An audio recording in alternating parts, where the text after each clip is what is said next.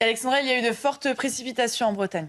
Oui, en effet, les précipitations vont s'amorcer dans le courant de la journée sur le sud de la Bretagne. Déjà, ça souffle bien fort au lever du jour avec des rafales de l'ordre de 80 à 90 km par heure. Et cette perturbation qui donc se met en place dans le courant de la matinée avec déjà ces fortes précipitations entre le Finistère et la pointe du Cotentin. À l'avant de ce front, quelques averses et puis partout ailleurs, un temps relativement calme, souvent nuageux en direction du plateau de Langres ou encore le long de la Garonne. On retrouve aussi ces fameuses entrées maritimes autour du golfe du Lion. Et dans l'après-midi, la perturbation redescendra un petit peu plus au sud avec des précipitations localement soutenues en Bretagne et quelques précipitations attendues entre la Vendée et la Normandie. À l'avant de ce front, toujours ce ciel nuageux entre les frontières de l'Est, la Champagne ou encore les Ardennes, le bassin parisien ou encore en allant vers le Bordelais. Le vent souffle bien fort, ce flux de sud et donc conséquence, les températures sont particulièrement douces. Je vous le dis à chaque fois, c'est le vent qui fait le temps, cette douceur qui remonte donc du Maghreb et de la péninsule ibérique. Grande douceur ce matin,